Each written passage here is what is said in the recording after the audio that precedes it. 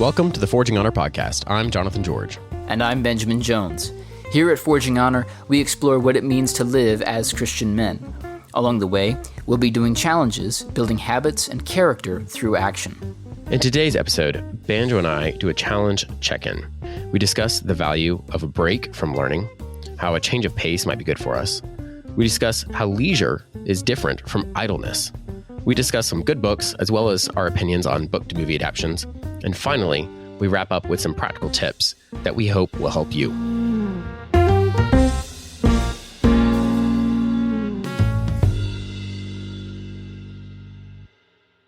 Well, it's challenge check-in time.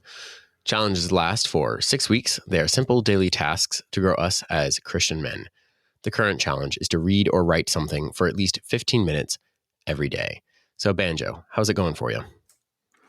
Doing better than I did last week. After kind of a little bit of a slump, I said, "All right, we're gonna get this week right."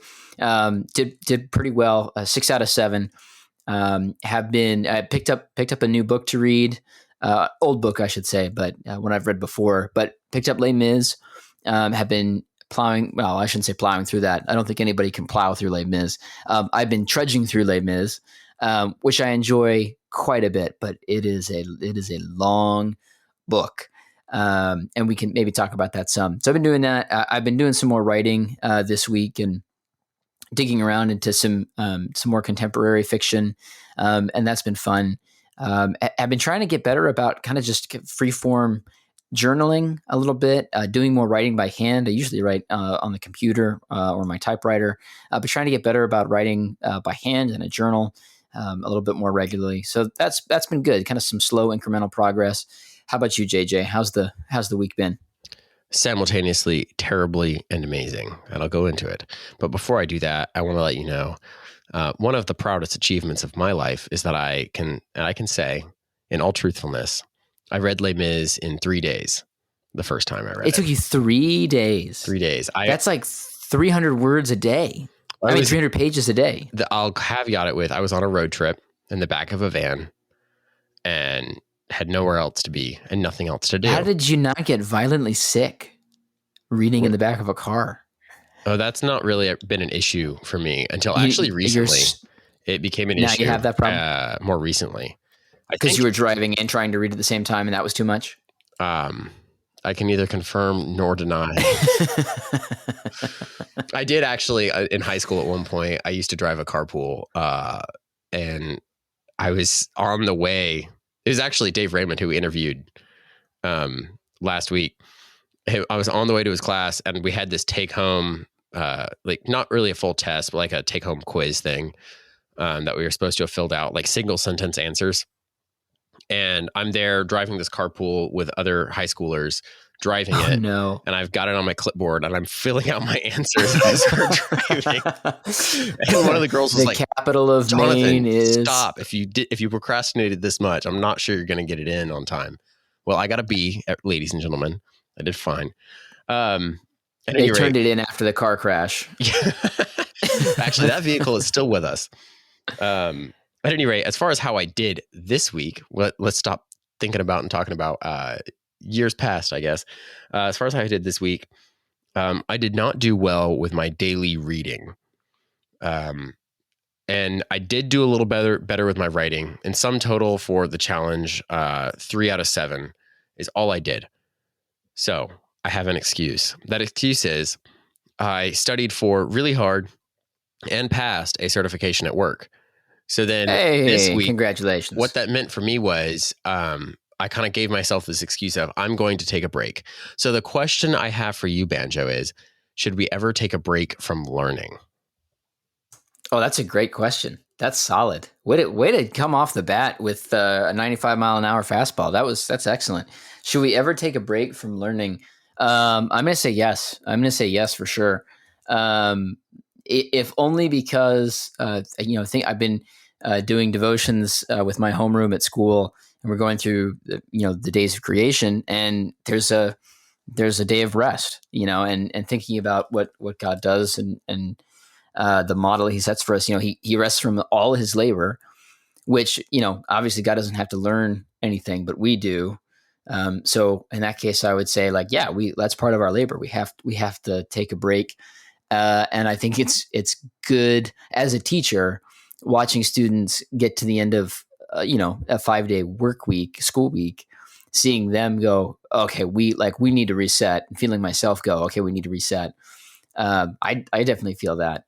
I also just thinking about like in college, I came back to a lot of the same topics, but I often, I enjoyed taking a semester off of one subject and then like getting back into it later and kind of turning over the fields a little bit. So like, having one semester was like, I am all in on philosophy this year. And then having another semester where I was like, okay, I'm all in on creative writing. Okay. And then switching back and forth or having kind of a change. Even just like today, I was working on a writing project for myself.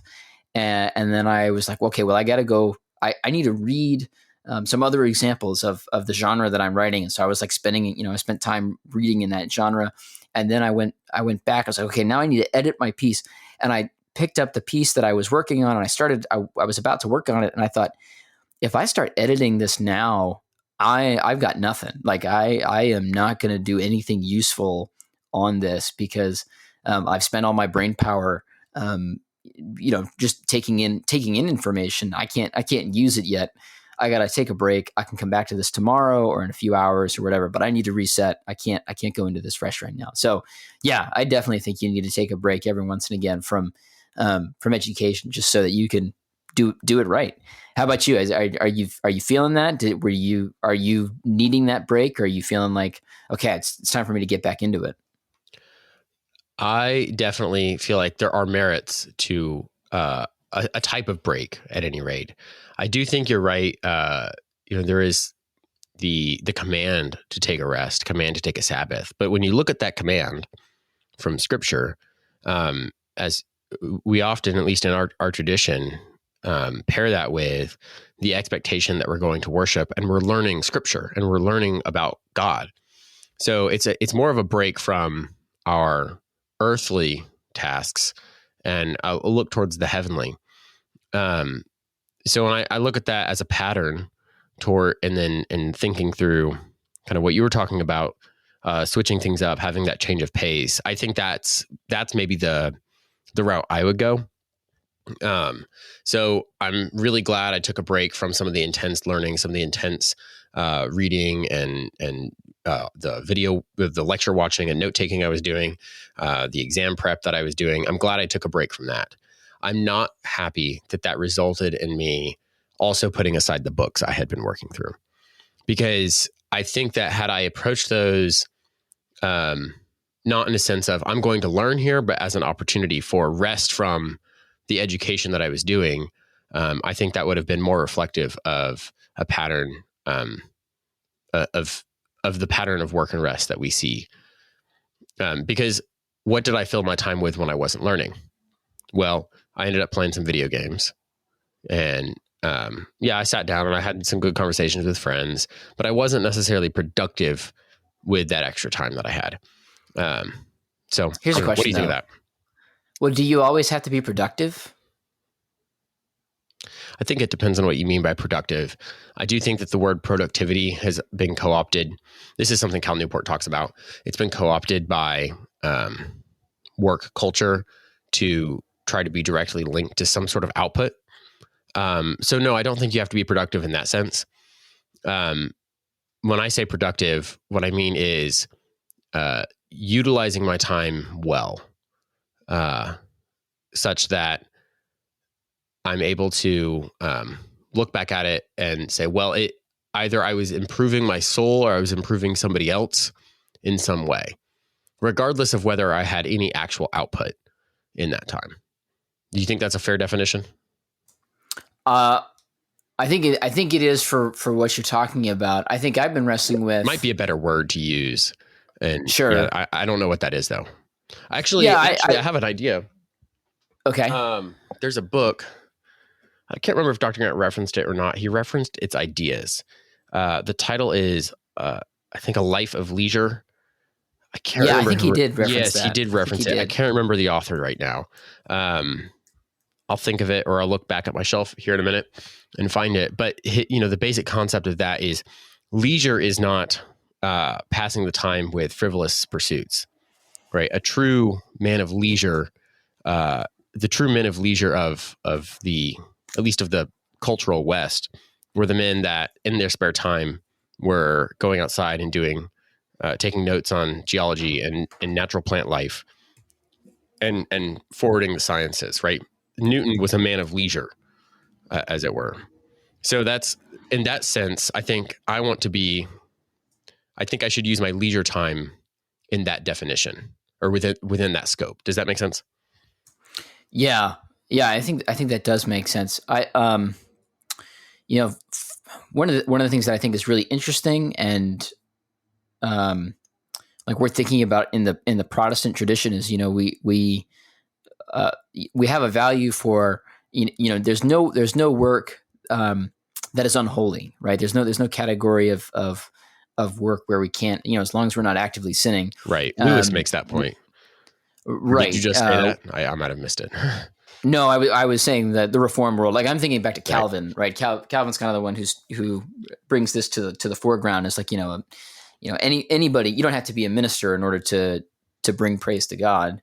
Right. And so that leads to that idea of like the very famous Protestant work ethic, which, I don't know how well we're doing at that. Maybe we're doing really well at that culturally. Maybe we're not. But for myself personally, thinking about that idea of, well, I need to, I've been given this time on earth, I need to make the most of it. For me personally, especially in late high school, early to middle college, which is not that long ago, so I'm still kind of processing some of these things. I had a mindset of like, if I don't justify my salvation, if I don't prove that I was somebody that was worth saving by the things I do, by the amount that I produce, by the lives I touch, by any of those metrics, stated or unstated, if I don't perform properly in those ways, I wouldn't have phrased it like that. I would have couched it much more reformed and elegantly. But if I don't perform in those ways, then I am, am I going to make it to heaven? And God's going to say, well, you're here, but I could have saved somebody else. I would have gotten, more bang for my buck, basically. That's very clearly not the picture that Scripture has. What I was doing, and that was a very works-based righteousness. I was trying to justify my salvation. And I still think about that sometimes with what I'm doing. I think about, am I approaching my education? Am I approaching my work? Am I approaching my, whatever it is? Am I approaching that in a way that says, well, I have to do this, and I have to do this perfectly, because otherwise I'm a failure. When the reality is, well, yes, I am a failure, but God isn't saving me because I'm supposed to be successful. He's saving me because He knows I can't be successful. Right. And so trying to, and yet still not saying, well, what shall we say then? Shall we laze about that grace may abound? Well, I'm pretty sure that's by no means. So that gets to that idea of the leisure idea. And I want to clarify, the book that I'm referencing is Leisure, the Basis of Culture, by Joseph, or maybe Joseph Piper. It's Joseph Pieper for those interested. And it gets both, Dr. Grant referenced it, but then looking at my notes on this book, now I'm realizing Mr. Raymond referenced it last week as well, because Piper makes the point that leisure, according to a classical definition, approximates to how we would interpret the liberal arts. And knowledge, in many ways, is based on contemplation. And that's something Dave Raymond specifically mentioned, was taking a thing before you and examining it and really being contemplative about it. And that's an idea that, to pause on that for a second, that idea of contemplation is one that I've been thinking a lot about. I've been, dare I say, contemplating it a lot lately. Hey, there you go. Getting meta about it. Yeah, right. Meditating about it. But you're almost ready to be a dad. You're so close. Almost. That was bad. No, but I've been thinking about, like, for me, like, I have a 45-minute drive to work. Some, it's as little as 45, as much as an hour, depending on traffic. And I listen to podcasts during that time. I fill the time with podcasts. And for the most part, it's kind of junk podcast. It's just entertainment. Lately, it's a lot of, like, fantasy football stats. I want to keep up to date. And, but I always want to have this, like, noise going. I want the sound. I want people talking, because it's kind of anxiety inducing to sit in a car for me. I don't know about for you, but for me, it's kind of anxiety inducing to sit in a car for 45 minutes in silence. Like, after about minute 30, I start talking to myself, Right. and I don't really like doing that. So I would rather just listen to somebody else talk. And I think it's fine. But in terms of contemplation, that means I'm not doing very much just dead thinking. There's not much boredom. I don't want to be bored. And I don't have to be, so I'm not. So there's a balance in there somewhere, because I don't think anyone would say, well, listening to podcasts, at least the type of podcast I know that you Banjo listen to, is a bad thing. And right. kind of getting back, one of Piper's later points is he makes the point as leisure should be opposed to acedia, or idleness. So you're not simply you don't want to be idle with your time, right? There's a good instinct there to avoid idleness. And yet, if you're filling that space in your vehicle with talk and ideas, that, as great as they might be, if they're not taking root in you and having an impact, they're wasted in a way. So maybe it is good for you to rather sit in boredom and learn to be comfortable with that instead first. I don't know. Yeah, It's just an idea. And I don't, for me, it's like, well, 45 minutes, especially, there's some areas where it's like, okay, well, I know that if I listen to a podcast and I come home, I'm in a better mood than if I just kind of sit in the nothingness for 45 minutes, at least so far, right? Maybe I can build up to that. But there's other areas where, I've told myself that, well, I should do that with the podcast, like doing the dishes, it's not that long. And I've been telling myself, well, I can be more productive by, cramming in an extra 15 minutes of podcast listening. But this week, I've been taking the time to say, okay, what if instead of listening to a podcast, I just take that time to think? I just use that, and I'm doing dishes by hand. We don't have a washing machine. So, it's kind of extended, doing that and just thinking and just letting my mind wander a little bit. And it's boring. And so far, it's not a lot of fun. I'll be honest. But I think it's good to have that time to just, like, let things sit.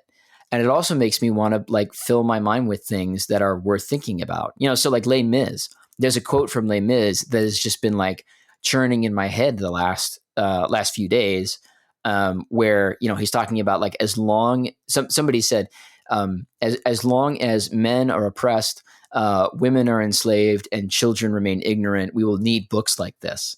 And I thought that's really interesting. Like, why are those three things areas where we need a book like Les Mis? And so I've been thinking about that, and, like, is that the state of humanity right now? And that was a quote from the 1800s. So, what has really changed between now and then? So things like that, just like having the space for those things to wander. So I don't know. Do you feel like you have those spaces? Do you let yourself be bored, or are you kind of always on the go? It really depends. I find in the mornings, I'm much more likely to want to, as you put it, be on the go. So I have twice a week an hour drive to a client's office, and on the hour drive there, it's podcasts. I'm gearing up. I've got my coffee. I'm ready to go, and that kind of gets me in that mood. But often on the drive home, I've got things to process from my day. I still have work stuff on my mind. In no way will it be productive for me to listen to a podcast, because I won't be truly paying attention. I won't learn anything from it. So oftentimes I will sit in silence for about the first 30 minutes of that drive. And then the last 30 minutes, I might turn on some music or something, kind of get my head out of work mode and into family mode. And I find that's good for me. I'm not sure that that's the best thing. It's just what has worked for me so far. On the days where I'm not making that drive and I don't have that gap, that separation, there's a lot less time for me to get any podcasts in or audiobooks or anything. It's more, moving to the next task at work. And so what that opens up on those days, my evenings are a little more open. because I didn't have 2 hours in the car. And those evenings are the ones that I in theory should be filling, at least in my opinion, with books, or with quality writing, quality content of some sort. Do I always do that? No. As I said, this last week I ended up playing some video games. Mostly, there's this little train game I like, which fools my brain into thinking I'm being productive, because it's all about making all the best connections between cities and that kind of thing. And it feels very fun in that sense, but I don't know. Can't that also be like, that's to some extent, it's working a muscle, right? Like, isn't that kind of building something up and taking maybe I like to think of it like a nonlinear approach to a problem. Maybe, and it is good to take breaks. I was listening to a podcast today. Cal Newport had an episode out on taking breaks from work for the sole purpose of being able to come back better to work. And I think that's quality. What I want to avoid is saying, well, someone told me I should be taking breaks in order to be better at work. And so then all of my time turns into, well, I'm taking a break right now, so I'm going to watch a movie, or I'm going to play video games or something. And that's I think is the on the whole, not necessarily the correct mindset. There is room for breaks in there somewhere. I think I could end up kind of talking in circles here if I'm not clear about definitions though. So what's more your problem? Is your problem taking a break? Like, is it harder for you to take a break, or is it harder for you to get moving, to start working? That entirely depends on the week. Like, it's almost as if Monday morning defines my entire week. If I have a productive Monday morning, it's really hard for me to stop. If I don't have a productive Monday morning, it's really hard for me to get going on Tuesday. That's seriously, that's it. So I focus a lot of effort on my Monday mornings. So if you get I don't that have day right, any hard science behind it or any data to back that up. I just know that's how I feel. Well, you have the days that work and the days that don't. I feel like that's or the ways that work. It's kind of like in football. They talk about, you got to get the quarterback in the first part of the game. You got to get the young quarterback. You got to get them like an easy down. Like, you got to get them an easy play, like an easy completion. And if you don't get the easy completion, like their mentality is going to be off for the rest of the game. So I think about that sometimes when I'm like, okay, what am I going to do today? I got to start with an easy completion. And so maybe if I'm going to start my day, I need to start my day with something I can and want to learn about, instead of having something that I, struggle to learn. Absolutely. And I think in both, in that scenario and for me as well with my work, there's a good instinct there of we should, on the whole, be utilizing our time well. In fact, I think we should always be utilizing our time well. What we're really having a discussion about is, what does it look like in the hour to hour, right? When I look at a complete day, I want that day to have been productive in the true sense of the word. I want to have produced something. But does every minute of that day need to have been, quote unquote, productive, right? And so I think that's what we're more having a conversation about. I wonder if to change that thought a little bit, or to push back, maybe not push back, but I don't know. Here's a thought. If we're thinking about, to break into the good old Westminster Short Catechism, which is what everybody was hoping for. So, if you had us, at minute 20, you can check that off on your bingo card right there. Yeah. On your bingo card. Yeah. But if we go back to, our Westminster Shorter Catechism, what's man's chief end? Was to glorify God and to enjoy him forever. And I wonder, that seems like a really unquantifiable purpose to me. I'm not sure how you go about quantifying how much you've glorified God and enjoyed him by the end of the day, which isn't to say that, having metrics is a bad thing, or not valuable in any way, but it's just, I wonder if, what does it look like on a day where maybe you didn't necessarily produce something. Can you look at it and say, well, okay, God was glorified in this day, regardless of how I did? Do you think that changes the mindset at all? I think yes. I think it's a very good point. I think when I say, oh, I want to have been productive in some way, I'm more talking about my Monday through Friday. So looking at a Saturday or a day off, maybe I'm on vacation. I think those are the times when I lean more heavily into the enjoying him. And in proper enjoyment of God, I am glorifying him. What does proper enjoyment look like? There's a serious question, because I've had friends tell me, oh, I'm going to, kick back, have a few drinks and cut loose a little bit. And that's enjoying a great gift that God has given me. So that's enjoying God. And enjoying his gifts does not necessarily equate to enjoying God directly, because if we don't, like, we might enjoy a gift somebody gave us, but if we divorce that from its intended purpose, or from the intent of the person that gave it to us, we're not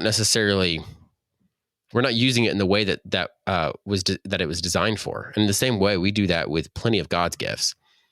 So Education being one of them, we could say. Exactly. But I mean, in a case, say, maybe I'm on vacation and I decide I'm going to go on a hike and enjoy nature. Am I doing that so that I can see the glory that God has put in nature? Or am I doing that purely to satisfy my own desire just to get away from work? Either way, I'm going on a walk in nature.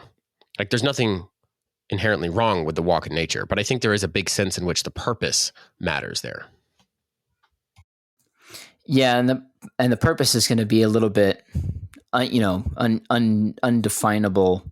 I mean, it's easy for us to mistake our purpose, I guess, is another way to say it. When you think about the books that have been helpful for you, thinking about rest and purpose, I don't know if I've ever asked you this.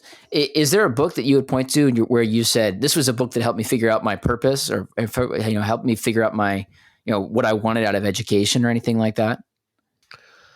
Yes.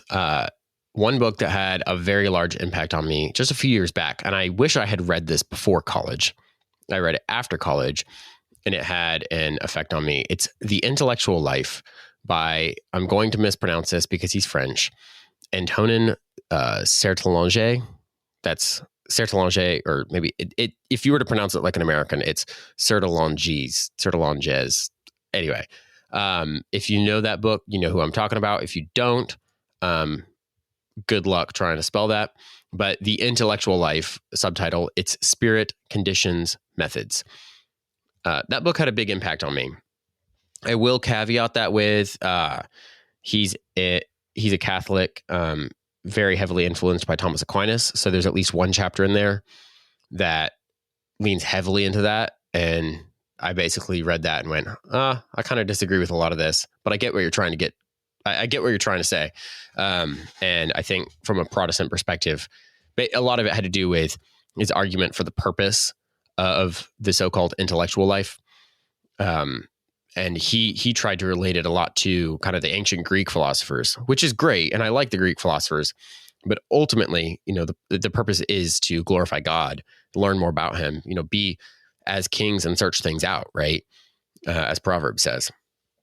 So anyway, with that caveat, I would say that book had an impact on me in terms of just kind of the inspiration for actually doing any of this, for actually learning about any of this. And he just advocates for a lot of kind of what we're doing, making time seriously every day to pursue some endeavor in the pursuit of knowledge. Now, he is writing at a time when, well, maybe he wasn't less distracted. I don't know. He says at one point, it's unreasonable that any man shouldn't be able to find at least 2 hours in his day for these pursuits. And I looked at that. 2 hours? I know. I looked at that as a young dad of, at the time, one son, and went, okay, I'm going to shoot for 30 minutes. That's stretch goal, but achievable. I think it is a goal that it's a worthy goal. And I think, like, he's being somewhat reasonable. He's not saying take your whole day, abandon your day job.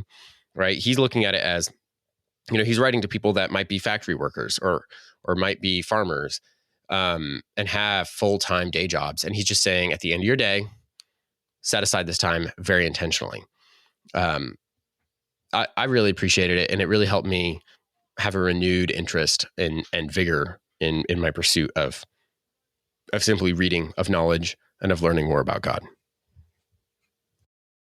Do you find yourself going again to do you spread out? Do you choose different topics, or do you find yourself going again and again to kind of like the same topics to enjoy learning? Or this is it? Do you enjoy learning the same, like going deeper in one subject, or do you like learning about multiple different kinds of subjects?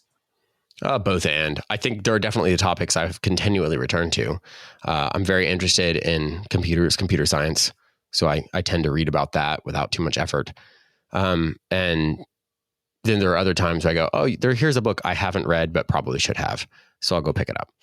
I'm not anywhere near the level of Dr. Grant, or even of our first guest that we had on for this season, Kelly Nolden. Where they seem like they have this insatiable curiosity, and they'll just keep pulling the thread, as we talked about. They'll just keep tracing these lines About anything. It's incredible. I would love to get there, but right now, I think, right, as a young man with limited time, it's the place I'm going to start is setting aside that time either at the start or the end of my day, and making even 15 minutes for it. I think that's all I would encourage anyone else to do anyway. Yeah, one of the things I've been trying to do, I've been watching a lot more football, both college and pro. Well, you got to get that fantasy league, those ratings up. That's right. I got to see my guys. I got to know how they're doing. I got to know what changes to make. It's an important thing. But because I've been watching more TV, I've been trying to make use of. There's a lot of downtime in football, and there's a lot of commercial breaks. And so I've been trying to, whenever the commercial break comes on, I mute the TV and I'm reading for as long as the commercial break is on. And at first I thought that was going to be really obnoxious, and I thought I wouldn't be able to focus. But it was actually a lot easier than I thought, and it was actually more useful. And it makes the commercial break so much less obnoxious to me. It's like, oh, great, commercial break. Yeah, it's time to read. And the other thing that I enjoy about that actually is that I often get to a moment in the story where I'm like, oh, I want to keep reading, but then, okay, well, the game's on, so I stop. And then when the next commercial break is on, I'm so excited to keep going. I'm like, oh, this is great. That was another question I wanted to ask you about. It's a little unrelated. How do you feel about writing in books? If you're learning on a subject, we're talking about the practical. Oh, yes, yes. Do you recommend people writing in books? Do you write in your books, or is that sacrilege? I'm going to hold off from recommending anything. I'm a young guy, don't know much. However, for myself, I used to hate writing in books. I used to think it was basically sacrilege. I've really come around on that. As Dr. Grant said, if it's a more precious copy or it's antiquarian in any way, definitely I'm not marking that up. But, I buy a lot of paperbacks, or just, modern books that have been released within the last 50 years or so. And there's plenty of copies of those floating around. Yeah, I'm writing in those, mostly in pencil. I don't use a highlighter. I just like a pencil. That's pretty much all I use. Now I do, if I'm sitting and I'm reading a book like the couple we've mentioned so far, the one by Piper and the one by Sarah Delanchet, those I actually will have a piece of notebook paper as well. And one thing, I don't know where I learned this. I think someone told me at one point a good idea was take those notes and use them as bookmarks in your book. So like that happened with this one. When I picked up Leisure, the Basis of Culture, which I haven't read in over a year, but here's my notes sitting in various places in the book. And as I open it up, I can quickly see a summary of the book simply by flipping through those notes, because I just kind of write down big ideas as I come across them. That's hugely helpful. Not as great for fiction, because that's not the point. But for nonfiction, I really like that. And there are also underlinings and notes and maybe some stuff on the margins in those books as well. So what about you? I don't know. Knowing you, I feel like you're either strongly one way or the other. Well, it's funny. I up to a point, I have a strong revulsion to writing in a book. It feels wrong, mostly because like growing up, like books were my friends. Like these were I cared about them in like a physical way. And so for me to be like, I'm going to write in it felt like a desecration. But as I get older, even sticking with like, well, this is a friend. It's like, well, I'm talking with the book. I'm communicating with the book and learning more about it. And actually these last few weeks, as you know, my second year of teaching, as I'm going along with the students, stories I've already read and taught, rereading the story and taking notes on, on it. I prefer to like copy it out of the book and, make a photocopy and then mark that up. That I like doing that a little bit better. But even just like marking up the story, it's like, oh, I get so much more out of it. Like I enjoy the story so much more if I'm if I'm circling and I'm scribbling in the margins and I'm saying, oh, like where, what is this? And what is this a symbol to? Or even just saying, or like today, I was teaching a Flannery O'Connor story and there was a paragraph that I was like, I don't know what is going on here. Why is this paragraph in the story? And I just circled it and like put a question mark by it.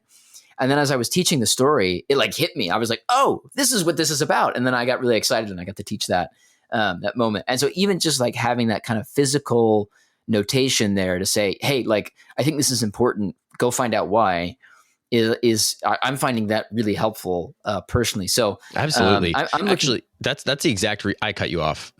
I'm sorry. No, I was just going to say that I'm looking forward to buying more books. Yes. Where I can say like, this is a copy that I'm writing in. This is particularly for this reason. Well, that's exactly the reason I have, I think 3 or 4 copies of Lord of the Rings.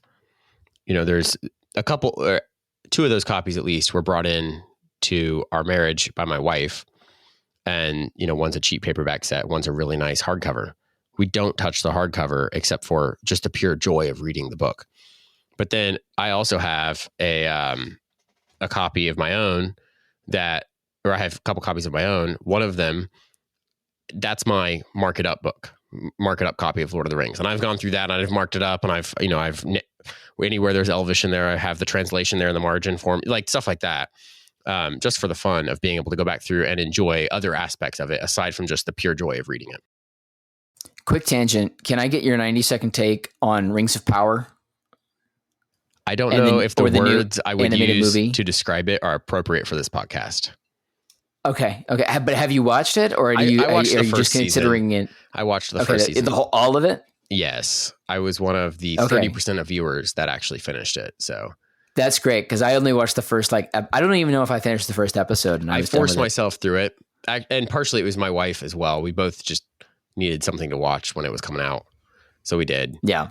Have you tried the second season? No, I can't bring myself to do it after watching the first. I can't. Do you know what I really enjoy doing though? What do you enjoy? I really enjoy watching YouTubers hate watch it. Like I don't watch the show, but I love watching YouTubers leave their review of it and go, "This is awful." That brings me joy. That is a fun pastime. I think my biggest issues with it was just watching the first season. It just felt like they had stripped the original material of everything I loved about it. And that's basically what it came down to. I just couldn't find, I never had the joy watching that I had, even watching the Peter Jackson adaptions. Like I thoroughly enjoyed those. Watching them now, having read Lord of the Rings as many times as I have a lot of gripes. At the time, as a high schooler, I was in love. Oh, they're fun. They're very fun. I have come nowhere close to that with the Amazon adaptions. Yeah, I hear you. This is going to be our lowest rated episode now, not because of any reviews, but because now we're just gonna get bombed. All the AI out there is going to mark down this episode and make sure no one hears it because it's going to hear the words Amazon and Rings of Power and just say no one's allowed to hear this now. That's it. But at least it will say that we had all these listeners. Are you interested at all in the War of the Rohirrim thing? I was until I saw the trailer, and the first thing in the trailer was a live action shot from Lord of the Rings, and I was like, oh, they're just trying to capitalize off of their past successes. Like you can't do that. You can't rest on your laurels. It is tough. They did that with one of the Marvels movies. They showed a clip from all of the from Endgame, and they showed it in the Marvels trailer, and that's when I was like, oh, so this movie's gonna be terrible. That's how you know signal. It's sad. Yeah. I don't know. I have a little bit of hope for this other one, but I think as a total aside, and while it is a check-in episode, and we can do this, I think that in general, book to movie adaptions are. I'm so hesitant with them. I'm always worried about them because there's always what I feel the purpose of the book was. And then there's also the how do you adapt some of these books to the screen is a tough part. So I think, like, for example, a lot of folks had gripes with Dune because it changed a lot from the book. However, I think that That's it what I was actually told. captured the original intent behind the book much better than folks realized. So there's an example where you kind of have to weigh those two. Lord of the Rings did less of the intent, I've realized over time, but it captured so much of the book, and it used so much of Tolkien's language and so much of such as his great character, so much of the flavor, that it just feels like the books, even if it's not necessarily telling the same story exactly right, or even if it's missing the point in some areas entirely. So those are two different ways to adapt. That's all I'm saying. Yeah. To bring it back to our initial conversation, if folks are looking for something to read in this next week, and they want to learn about a different subject, I highly recommend Adventures in the Screen Trade by William Goldman. For those of you who are fans of The Princess Bride, or Butch Cassidy and the Sundance Kid, or All the President's Men, any of those movies, William Goldman was the screenwriter for those movies, and he was a prolific writer, and he wrote a fantastic book, Adventures in the Screen Trade, where he lays out what Hollywood is like and how it works, and how to write a screenplay, and how to like what the bits and pieces are, with the nitty gritty stuff of how to write a screenplay and how to do an adaptation, which he talks quite a bit about. And that book has turned me around on book to movie adaptations. In the main, I used to be very like, whoa, I can't possibly be as good. We can't, they can't do that. But his book really helped me to appreciate how hard it is to adapt a book to a film, and how different those mediums are. And so the things I look for now in a good book adaptation are much different now as a result of that book. No Country for Old Men, for example, I think I'm almost convinced, I'm not quite there yet, but I'm almost convinced that the movie is better than the book. I've had multiple people tell me that. It's so close for me. I love the book. I really love No Country for Old Men. I think it's beautiful and poignant and fun to read. But all of the things that, and in the end, it's worth saying, Cormac McCarthy initially wrote it as a screenplay.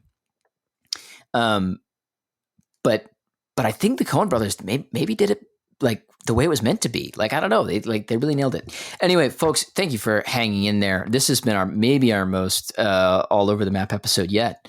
I've enjoyed it. I don't know. I'm having fun. I'm having fun with this sort of stuff. We're learning. Maybe we're taking a break from our regularly scheduled program. It's good. It's good. On the regularly scheduled program, what changes, if any, do you intend to make on our last 2 weeks of this challenge?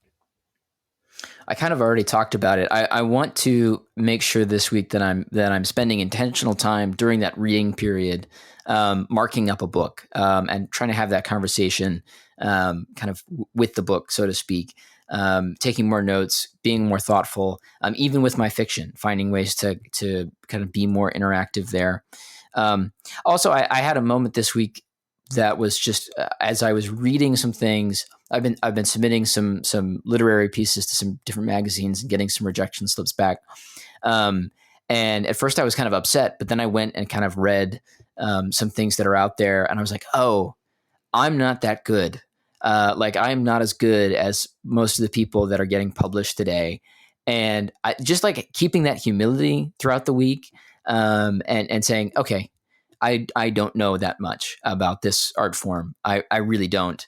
I have a lot to learn, and just coming to the table with that kind of humility, and eagerness and curiosity and wonder is that's just going to be a big part of this next week for me. So how about you? Any changes? I think similarly, I want to work on some of my note taking. But as part of that, one of my goals is to reread a book I've read before that I already know decently well. So it would not be, for example, I'm working through Dracula right now. I've never read that. I'm not going to focus too much on taking notes, annotating that or anything. Instead, so I do plan to finish that, but I also intend to take something, probably a short fiction piece that I've read. You mentioned Cormac McCarthy. That makes me want to dig into one of his. So I haven't made a decision on what yet, but I want to try doing that with a fiction piece that I've read before, that I already know the basic beats of. I already know the direction it's going in, and I can kind of approach it from that perspective. I think that would be really fun. Nice. Love it. Very good. Well, as a reminder, challenges last for 6 weeks. That's a total of 42 days. They are simple daily tasks to grow us as Christian men. The current challenge is to read or write something for at least 15 minutes every day.